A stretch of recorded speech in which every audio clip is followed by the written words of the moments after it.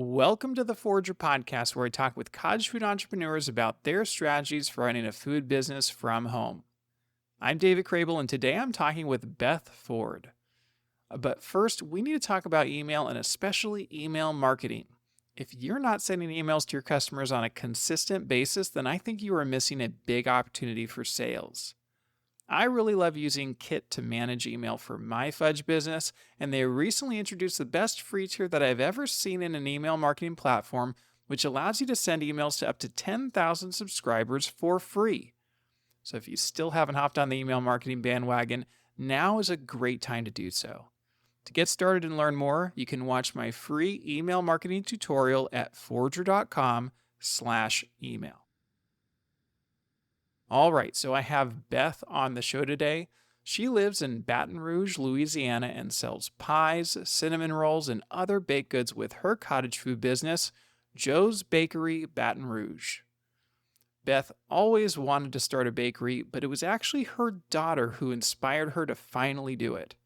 She started her business in the fall of 2020 and slowly built it with her daughter's help. Last year, she was able to quit her job in order to pursue the business full-time, and although it's been very successful, Beth's business has been much more than just a way to make money. Her business journey has been deeply personal in helping her overcome grief, find peace, and invest in herself. This episode really touched me, and I know it'll touch you too. So with that, let's jump right in. Welcome to the show, Beth. Nice to have you here. Thank you, David. I appreciate it. All right, Beth, can you take me back? How did this journey get started for you?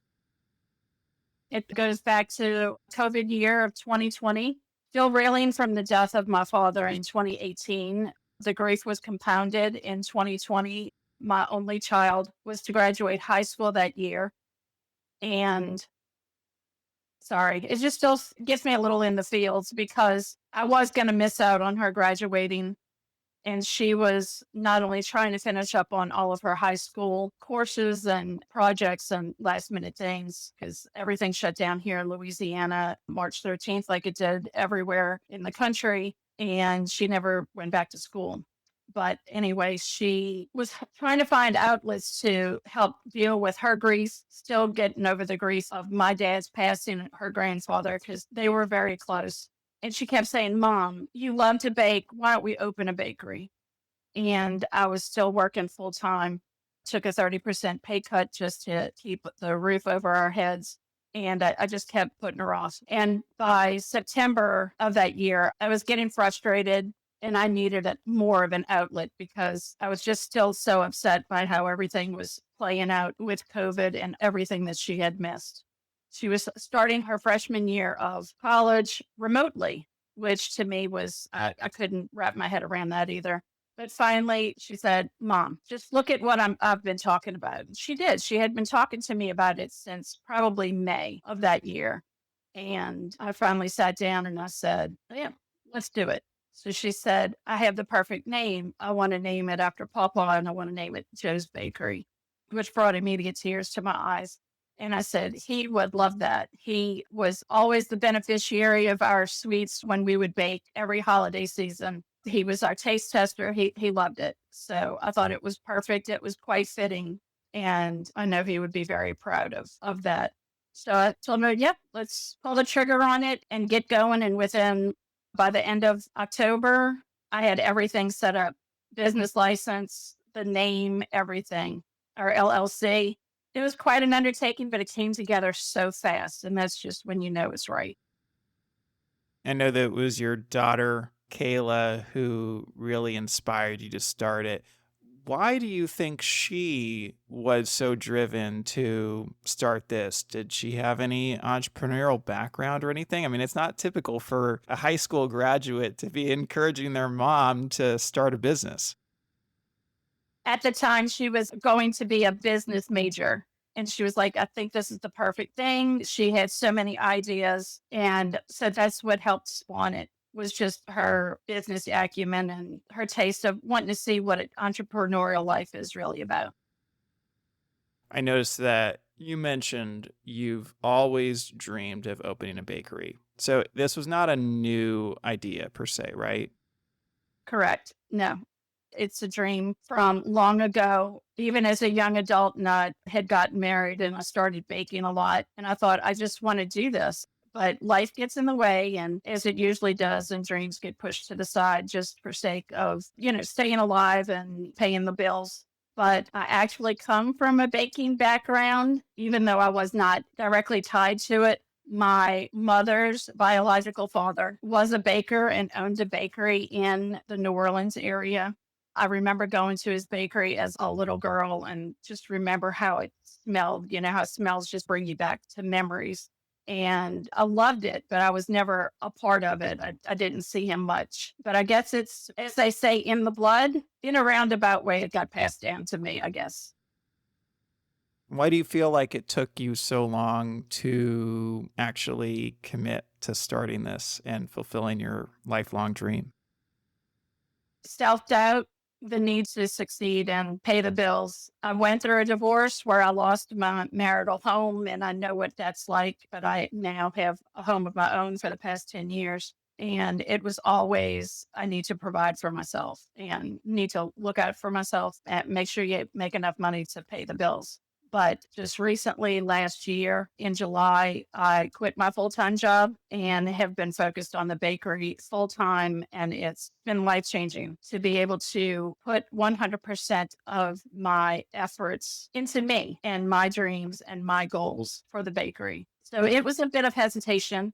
I guess it was, you could say, it's the sheer sake of security. And now just taking the chance on myself is more important than anything else now at this time in my life.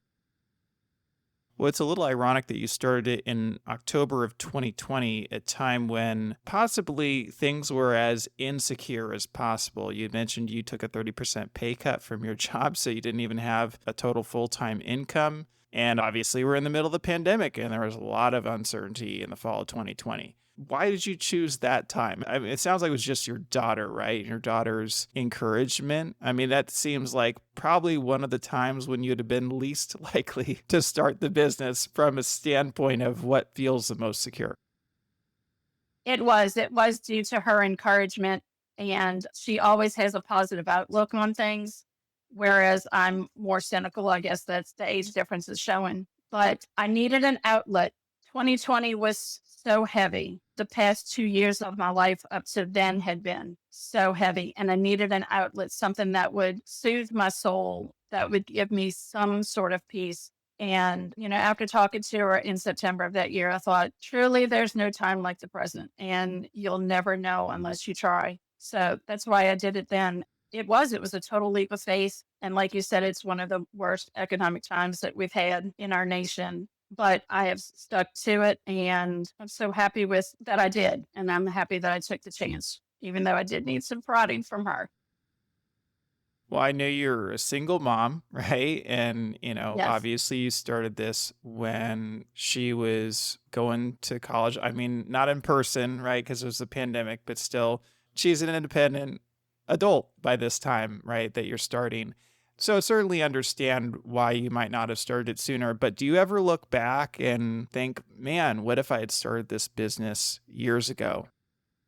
Yes. Actually, I think what would have happened if I just started it earlier in 2020? Where would I be then? But I can't unring that bell. I can't go back and think about that. I can only push forward. But I've had other dreams along the way that I've, checked off my list, and this was one of them that I'm glad I took the chance to and see if I could succeed at it. And so far, so good. Well, I'm just thinking about the people listening who they have their own self doubt. They've been thinking about starting a business for a long time. What do you think it was that allowed you to be successful? There's still a lot of self doubt. A lot of people suffer with imposter syndrome where they think I'm a fraud. I don't deserve this. I don't, think I'm worthy enough to have this. But you truly have to push through all of the self doubt that you have and just focus on the hard work. It's not easy being an entrepreneur by any stretch of the imagination. Social media makes it look like you're an overnight success. That rarely happens. There's a lot of blood, sweat, and tears that goes into being an entrepreneur. but it's all about believing in yourself and wanting to take a chance and succeeding. There's so much to be said to work on something that's solely your own. You have a sense of pride working for other people and the goals that you accomplish for another company. But when you accomplish those goals for yourself and for your own company, it's a totally different feeling and a totally different sense of accomplishment. You say that it's not easy, and I know it is not easy to start a business, but I also saw that you said that baking never feels like work to you. It doesn't. I could bake all day from early in the morning till late at night, and it never, like, I'm exhausted by the end of the day, but it's not a drudgery. It's not, good Lord, when is this going to be over? It's always, I'm tired, but it's a good tired. And look at everything that I created with my two hands, just so people can enjoy. But it has never felt like work. They always say, find something that you love, and you'll never work a day in your life, and that it's the truth. And I never did understand that comment before or that statement, but I do now. It's a good indication that you're in the right field. So, what is your background in? Because you obviously have had another career up until a year ago when you were able to quit and focus on this full time. You have a whole other background, right? So, what's your background in?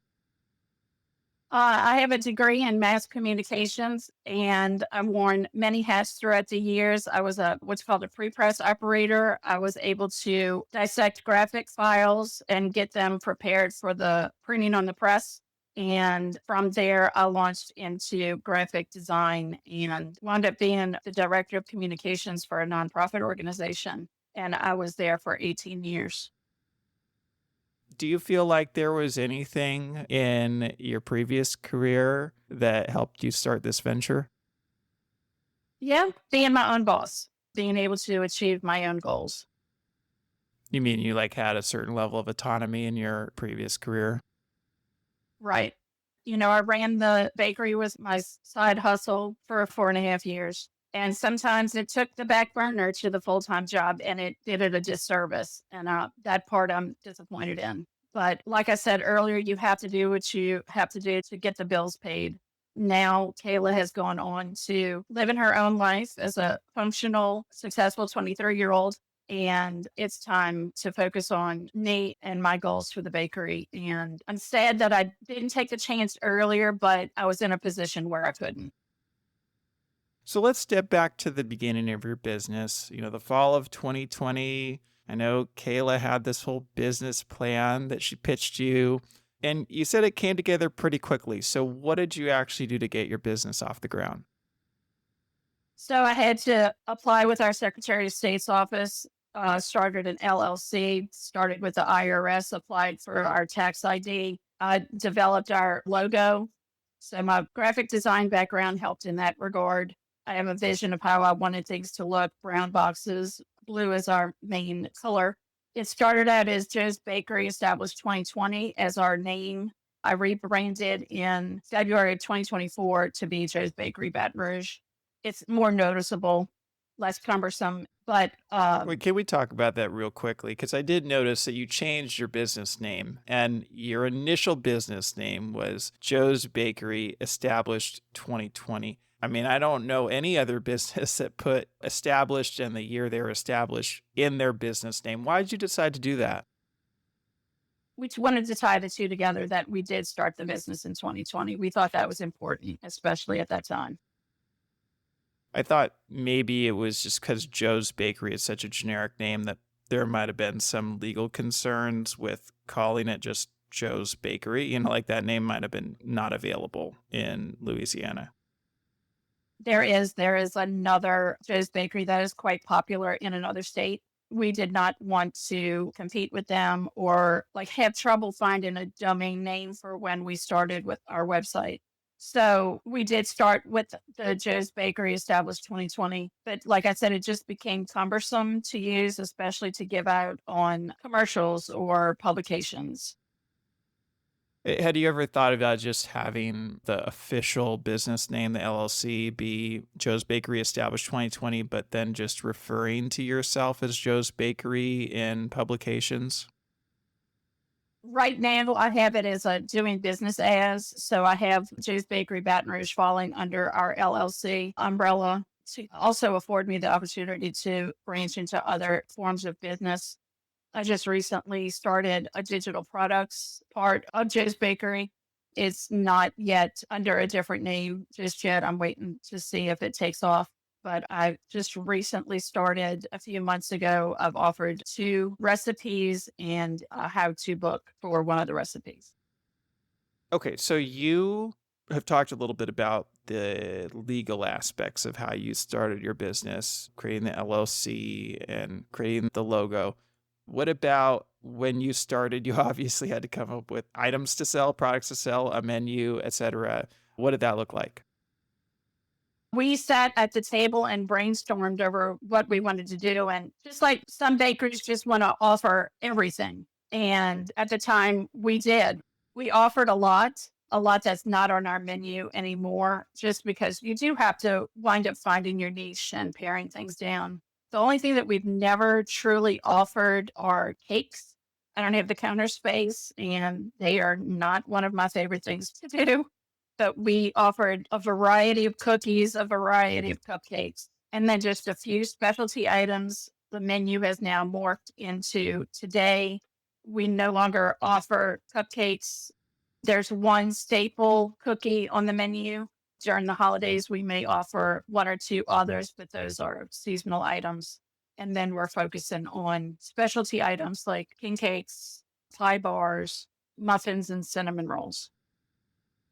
So it's interesting. I recall that cupcakes were one of your primary items that you started with, and now you've basically shifted completely away from them. Yes. For some reason, they were not one of our best sellers. All comes down to numbers. You always have to see what is more beneficial to the business. And for some reason, cupcakes weren't doing it for us anymore. In the beginning, they were. We had even partnered with one of our local movie theaters, and we offered cupcakes in the movie theater to give in the concession area to give people, another choice of concession that they could enjoy while they were watching a movie. But that partnership ended, and we really didn't get a lot of feedback or positive feedback from the cupcakes since. Well, I've noticed the same thing. I think cupcakes just are not popular right now. I actually haven't heard of any businesses doing really well with cupcakes in recent years. So I think it's just one of those trend things. I think so. And if you're not doing like over the top cupcakes, we offered basic cupcakes. They're all from scratch. Everything in the bakery is from scratch. But that's what we offered were basic cupcakes. They weren't over the top. They weren't like the cookies and cream and lemon, blueberry and or filled cupcakes. I know that's a lot of what people are looking for. They're more high end type products, but that's not what we were offering. So your menu has changed and largely pared down due to demand and numbers. So what have you found has been working really well? Our cinnamon rolls and our pies.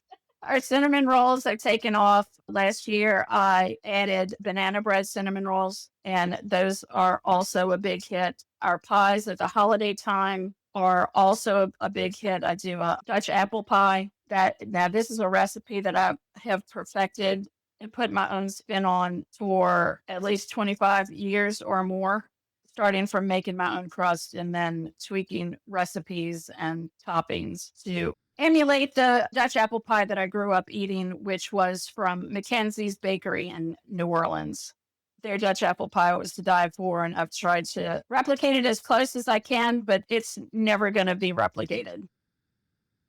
I also noticed that you sell perishable baked goods like cheesecake and cream pies, which Louisiana is very unique in allowing those items. So it's cool to see someone taking advantage of that. That's still something you sell, correct? Absolutely. I have one going out Friday. Last year, in my quest to continue doing everything from scratch, I obtained a recipe from a fellow baker in Texas for his grandmother's vanilla wafer recipe, and he's allowed me to use it in my recipes now. So I make all of my vanilla wafer crusts from scratch, and now I make all of my graham cracker crusts from scratch. So my chocolate cream pie is the only one that has the vanilla wafer crust. My coconut cream, key lime, and lemon meringue all have my graham cracker crust. And I didn't think you could taste the difference, but you can.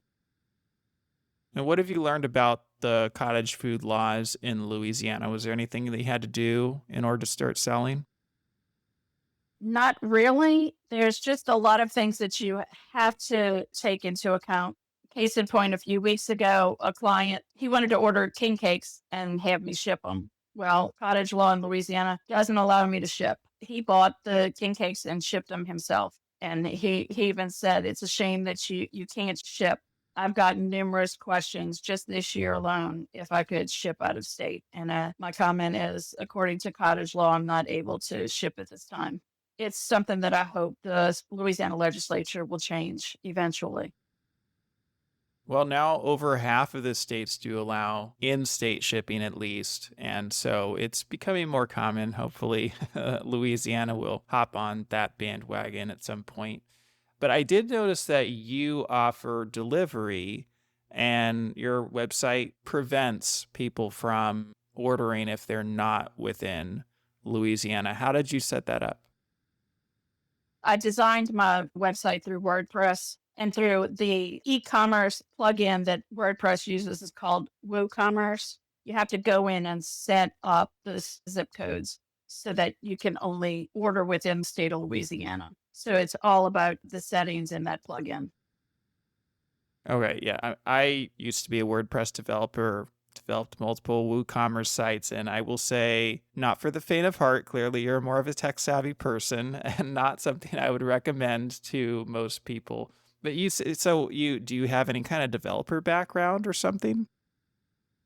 I think it was 2012 with having just a graphic design background. At my full time job, we needed our websites updated. They wanted a new look. And I told my boss at the time, I don't know anything about HTML. I know nothing about websites. I learned by trial and error, and I revamped two websites for them. And then everything that I learned developing two websites in WordPress for the full time job, I was able to develop our website in WordPress in short amount of time. And it's morphed over time into what it looks like today. Still generally not recommended for your average cottage food No, entrepreneur. Yeah. no, everybody says, as a cottage food entrepreneur, you wear many hats. You're the accountant, you're the baker or, food preparer, you're the scheduler, you're the social media guru. But yet, not a lot of people wear the website developer on that as a hat as well. So, if you could think back to your first year in business, this would be mostly in 2021. How did that go? What worked well? What were the challenges? What do you remember from that first year in business and the holiday season of 2020? The holiday season of 2020 was crazy. We were very busy, even started so late in October. We were busy Thanksgiving and Christmas, mainly family and friends who were supporting us. What we did a ton of social media. Instagram at that time was more of a social event than it is now. And it was so much easier to get the word out. And I had other people from around Baton Rouge reaching out to order from us. And at the time, you could only order from, we did not have a website. We would post a menu on, a social media ad, and people would call and order that way or drop us a direct message. But 21, from what I'm recalling, was a little slow after the holidays, just trying to get momentum, trying to stake our claim in Baton Rouge. And that actually still carries on to today, 26. It's still hard to stand out sometimes, but back in 21, I hadn't done any pop-up events because I was so new. People didn't know who we were. our businesses didn't know who we were. So it was hard going in 21. Well, how about this? Were there times that you can remember back in your first year where you're thinking like, maybe it wasn't the best idea to start this business, or I don't know if I got to keep going?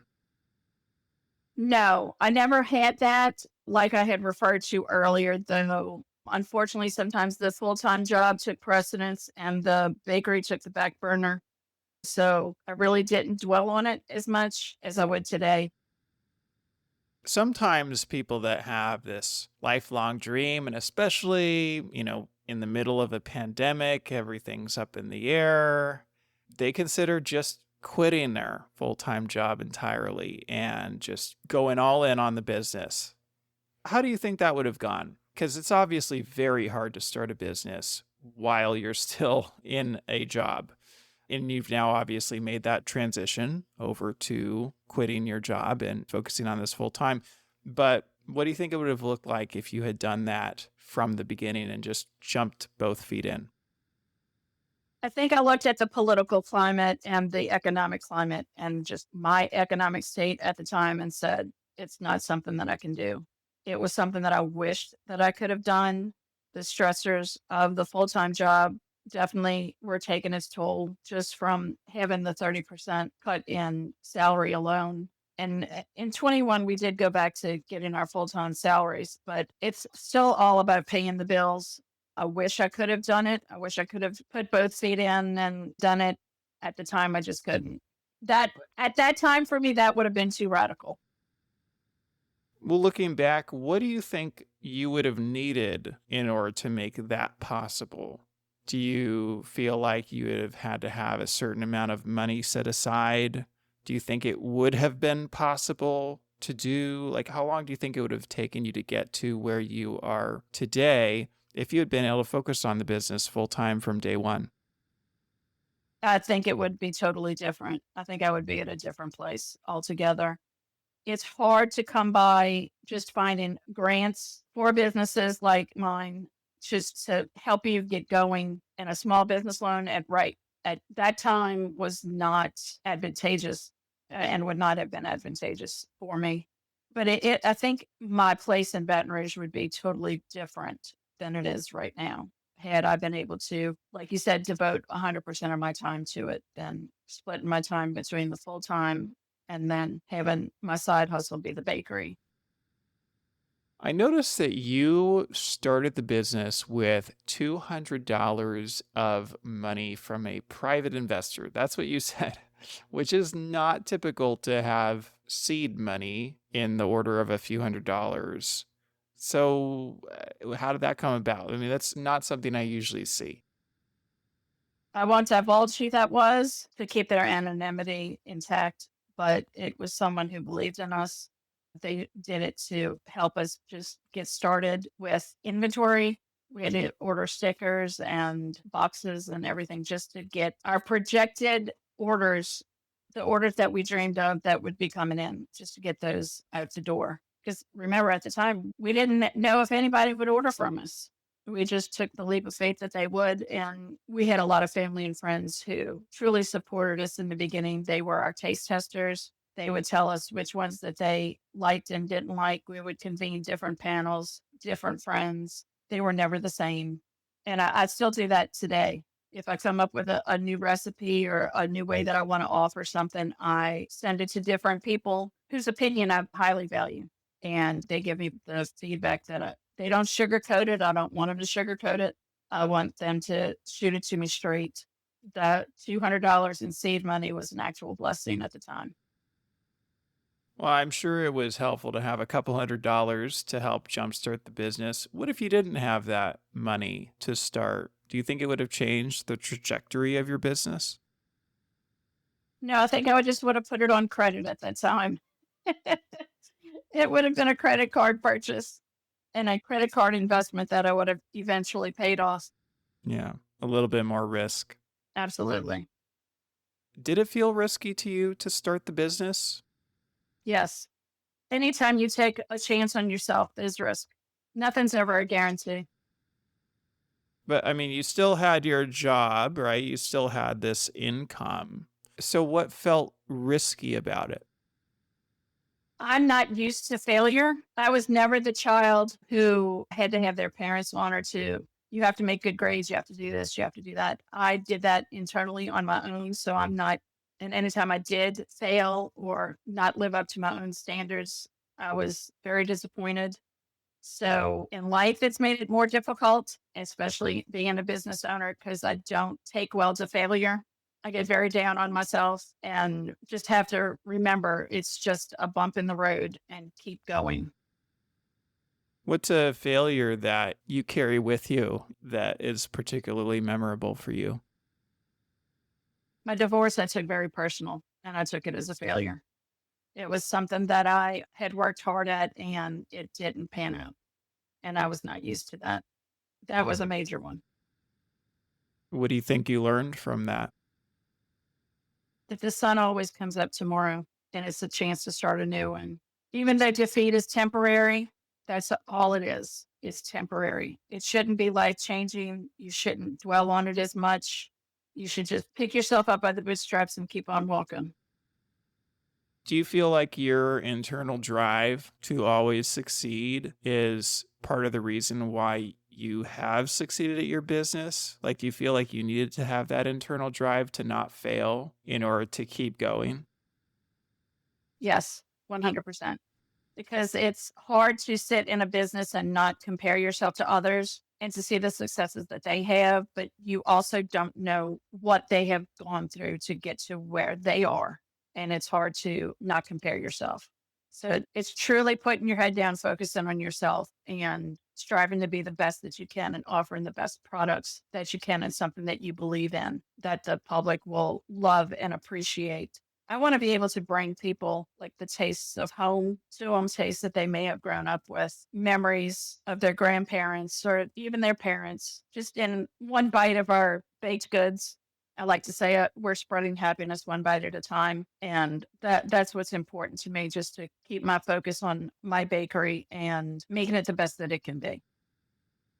So, what I'm hearing here is a lot of persistence. You're a very persistent person. You don't give up.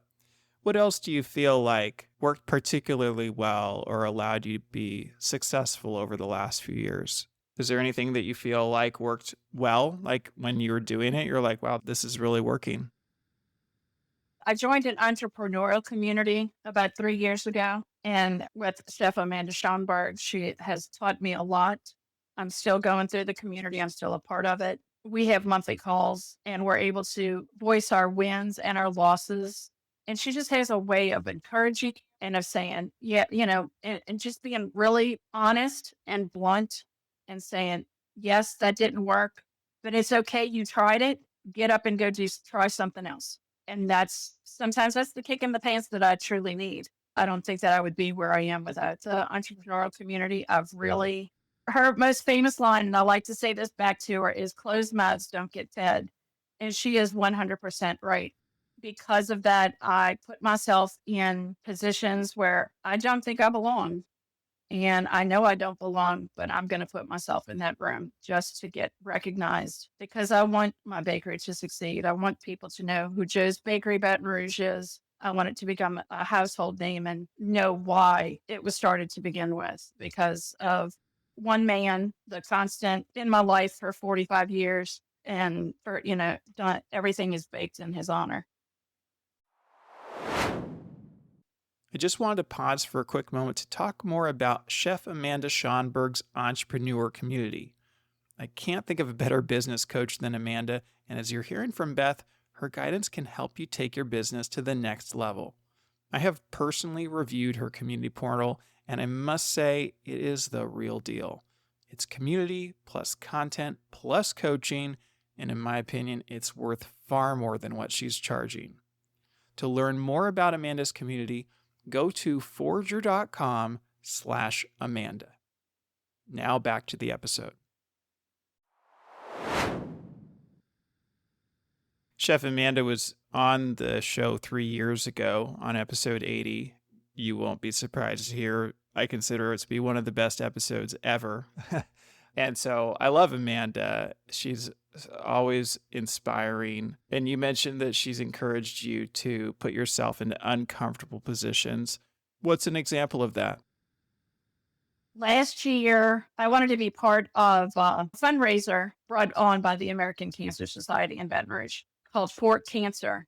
And I tried and tried and tried to be a vendor at the event.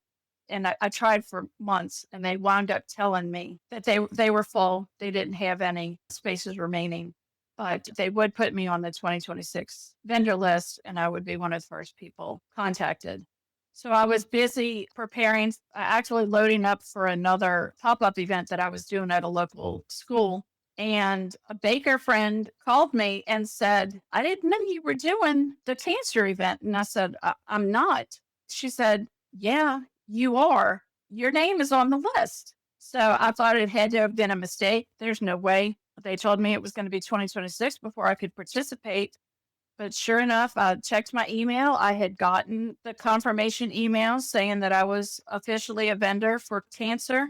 And in May of last year, I was there. I was at the event. It meant a lot to me. In the final weeks of my dad's life, we found out he had cancer. He had stage 4 cancer. And I was able to put a picture of him on their honor wall.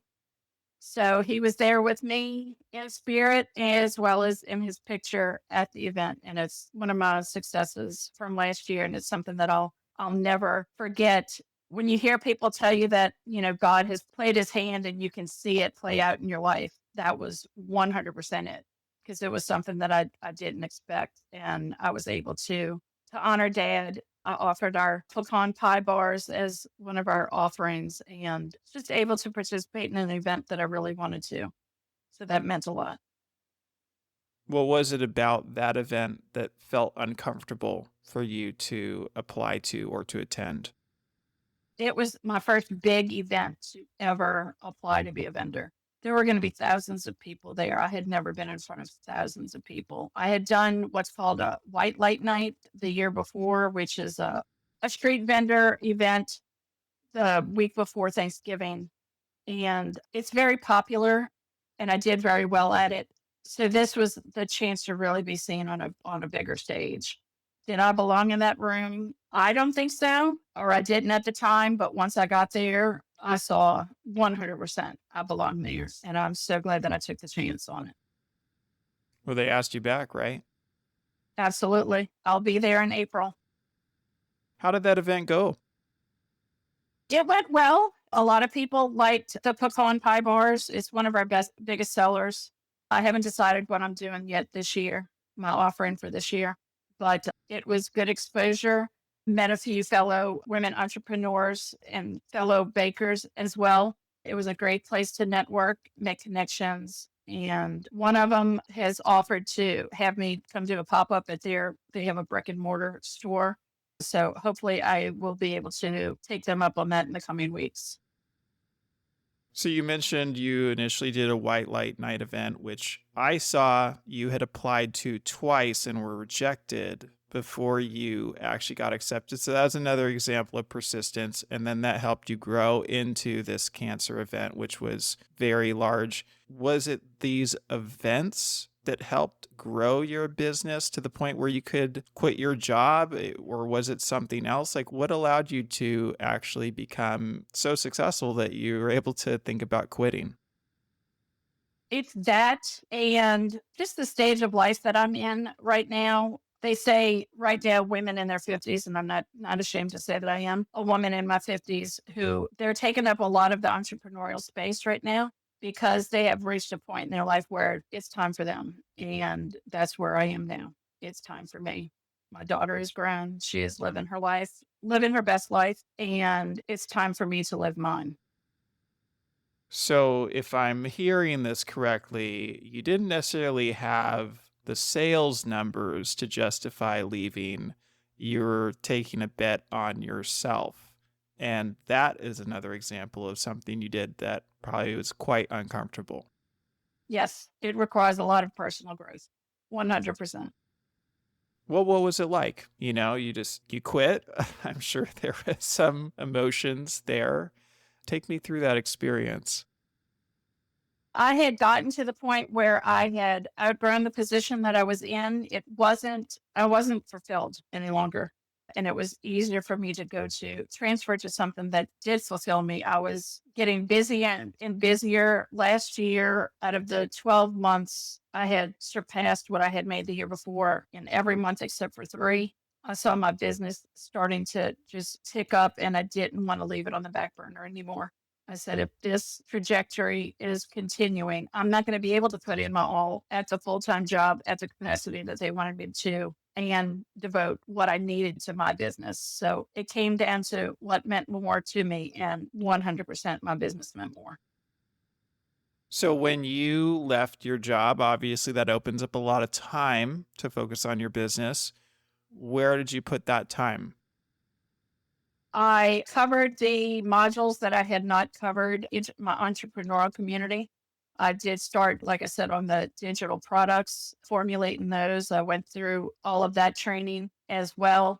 In October alone last year, I believe I was at 6 different events just in that month. I was very busy. The holidays were busy, which was a blessing. And I continued to be that way, but I have focused my efforts on my training, like I said, in my entrepreneurial community and just growing in different ways. I've started with affiliate marketing as well, just trying to generate different forms of income alongside the digital products and baking full time.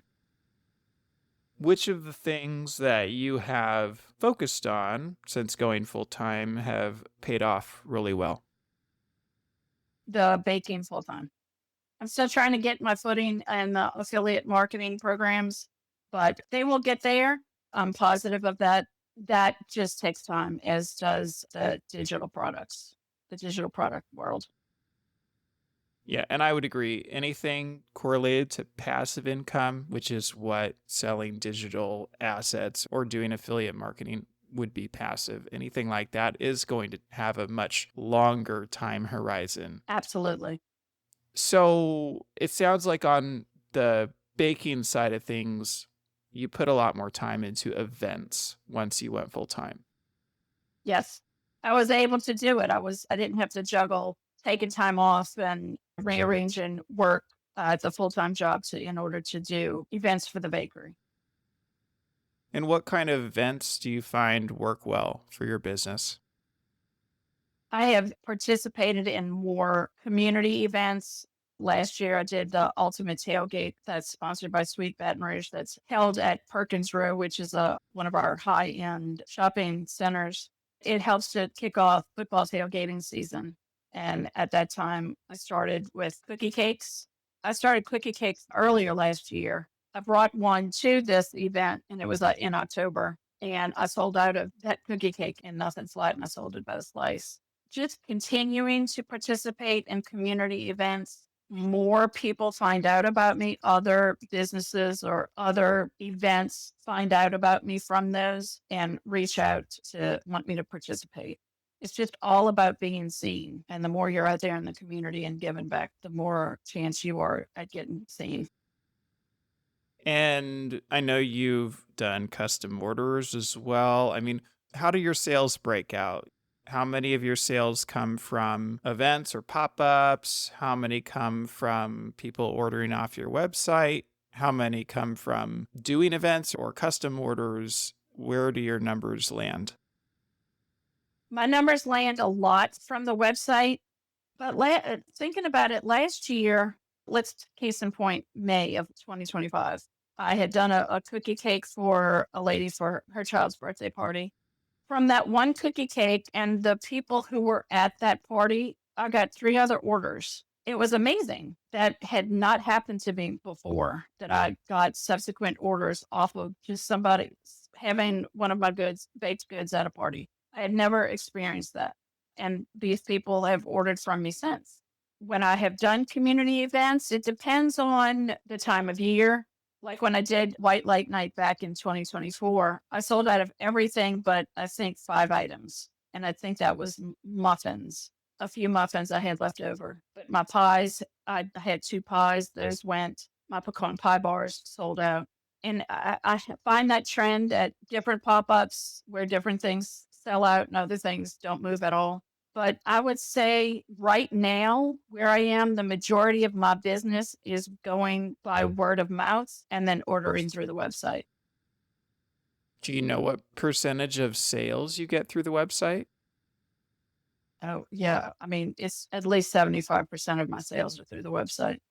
Some people reach out, still do DM me through social media, or I am part of a barter company in Baton Rouge, like a trade organization, and I do get business from them as well, from other businesses. But that's probably about 25% of it. That's not typical to have most of your sales coming from a website. So, do you perceive the events to be kind of like marketing and outreach to get those individual orders? Absolutely.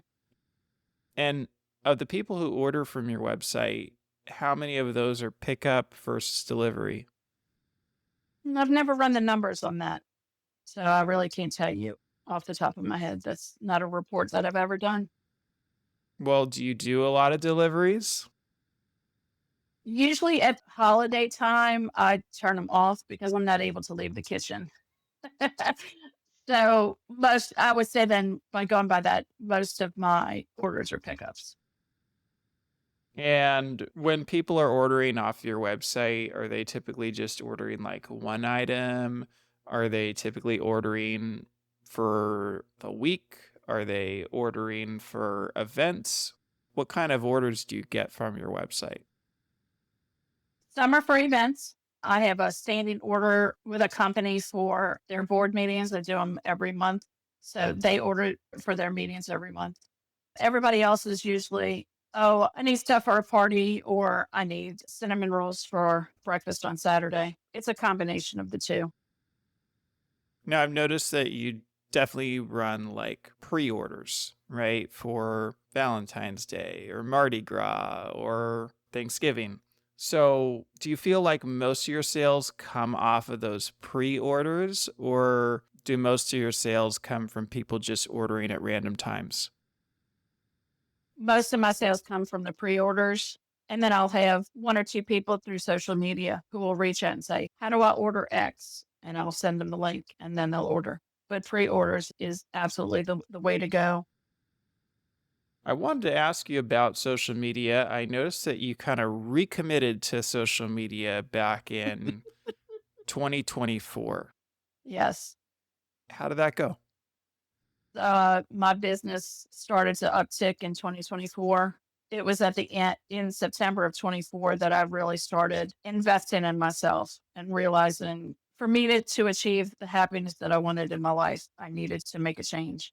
And recommitting to being seen on social media was it was paramount. I knew I needed to do it. And one of the hardest things to do is to get your face back out or show your face, and Chef always tells us that people need to know who you are. They don't buy from a name, they buy from a person. They need to see who you are. And I really started doing that and just putting myself in front of the camera and started selling. So, do you feel like it paid off? Yes. So, what specifically did you do? I mean, you put your face out more, you shared your story more. What kind of commitment was required to make that transition? It's never easy to put yourself out there, and it's all a gamble, but consistency is the key. Learning social media algorithms is also not for the faint of heart because they keep changing them almost monthly. So I just try and keep up with consistent posting. At the end of last year, I really took a gamble, and it's something I had said that I would never do, but I was like, what the heck? Let's just give it a shot. And I started a TikTok account for the bakery, and it's still growing. I still have things that I want to do with it, but I've been so busy, I really haven't had time to commit to doing those things yet. I noticed somewhere you mentioned last year in 2025 you struggled on social media. And this would be after you recommitted to social media and felt like it paid off. So what do you feel like was difficult about social media last year? Last year was all about algorithms. I had that the same issue at my full-time job. They kept changing everything. It's hard to be seen, even with consistent posting. Some things fall by the wayside, but once you start learning how to read the data, and Instagram and Facebook are really good at giving you the data of when you should post, when you should offer things or interact with your audience, and shooting for those times to post. That's the most important. People want to see things come together. They want to see you bake something. They want to see you fill a king cake or roll cinnamon rolls. They want to see you decorate cookie cakes. So it's more about interaction and trying to give the people what they want and trying to beat an algorithm at the same time. Everyone's experience with social media is different based on where they live, what they sell. For you, what were some of the specific things you noticed with the algorithm that you were able to change that helped improve your reach on social media? Putting my face on there. I never thought that would truly do it, but putting my face on there, showing me doing something. It's one thing to have a video of just your hands doing something, but when you have it of the rest of your body in the video as well. And I mean, it's hard to be the one woman show and setting up the ring lights and everything just to set your camera just right to get to the perfect angle. But one of the other things that I hope to do is provide people with content that will help them. At the holiday season, I did a pie safety guide because, with hustle and bustle of the holidays, you kind of forget how old is that pie and can I still eat it because it really looks good. I hope to provide my audience with more beneficial videos. So you have been going full time for over 6 months now, I believe. So looking ahead, what are your goals for the future? I want to continue to grow Joe's Bakery Baton Rouge into a household name. Down the line, a brick and mortar store sounds nice on paper, but I would like to keep it in house as long as possible. So say within this year time frame, where do you think you'll be a year from now? I'll still be baking in my kitchen. Hopefully, I'll have an additional oven because I'm still just focused baking everything with just my kitchen oven. I hope to have the funding to be able to provide for another oven, which would alleviate some baking scheduling conflicts. So you ran the business for 4 years with your daughter Kayla as a co-owner. She's graduated from college and you've taken full ownership of this business and venture now. Is she still involved in any way? I'll bounce ideas off of her, but for the day to day minutia, no, she's not. As you think back on your business journey, are there any stories or orders that stand out to you? Anything that's particularly memorable? Last year, I saw an event that was coming up that was going to be hosted on LSU's campus at Tiger Stadium. It's for the Baton Rouge Orthopedic Clinic. And I asked my physical therapist, actually, who works for them, and I said, any idea how I could get involved in that? And he said, yeah, I'll shoot you the name of the person who heads that up. So I contacted her and went and had a meeting. I brought samples of my work and brought little goodie boxes for her and the marketing director. And a few weeks later, they hired me on to do the catering for the event. And I've been invited back again this year to provide the sweets for their event in August. And I'm very proud of it. It's just another example of something that if I go after it and I put my all into it and I get it, I'm just going to make sure I stand out. And from that event, I've gotten another catering event for another foundation coming up in April for something that I believe in is for suicide prevention. And I am thrilled to be given the opportunity to provide the sweets table for that event as well. So your daughter inspired you to start the business. I know Chef Amanda has inspired you as you've grown your business. You have an opportunity to inspire someone right now. What would you say to somebody who's thinking about starting their own cottage food business? I would tell them that everything takes time, but the investment in yourself is never one that you will regret. And it requires a lot of hard work and dedication. But if you believe in yourself, you can get anywhere and you can do anything. So take the chance on yourself. As you think back on the last 5 or so years, what has this business journey meant to you? It's afforded a lot of personal growth. There have been a lot of bumps and bruises along the way, but it brings me so much peace still to this day. It soothes my soul to stand over a pot of pastry cream that I make for pies. It still feeds my soul, and that's what's the most important. If it didn't, I wouldn't do it anymore. I know you started it kind of as a way to get over grief, the grief of your dad passing, the grief of your daughter missing out on some experiences like her high school graduation. Do you feel like it's given you that? Yes, grief always comes in waves. It has helped in dealing with all of it. I'm not saying that some days still doesn't bring you back to that time because it does, but that's just the funny way that grief comes at you as a human. Everybody experiences it, but it helps lessen it. Some dad's anniversary, the anniversary of his passing was last Tuesday. It's never easy, and sometimes it feels like it just happened. But the day-to-day operations, I know he would be so proud that his name appeared on a bakery. I just think he would be so proud of how far we've come. Well, Beth, thank you so much. If people would like to learn more about you, where can they find you or how can they reach out? Our social media handles are Joe's Bakery BR, and our website is joesbakerybr.com. Awesome. Well, thank you so much for coming on the show and sharing with us today. Absolutely. Thank you so much, David, for the opportunity. That wraps up another episode of the Forger podcast. For more information about this episode, go to forger.com/podcast/162. And if you feel like you've gotten a lot of value from this podcast, I have a favor to ask you. Could you take a quick moment right now and leave me either a review on Apple Podcasts or a rating on Spotify? It's truly the best way to support this show and will help others like you find this podcast. And finally, if you're thinking about selling your own homemade food, check out my free mini course where I walk you through the steps you need to take to get a cottage food business off the ground. To get the course, go to cottagefoodcourse.com. Thanks for listening, and I'll see you in the next episode.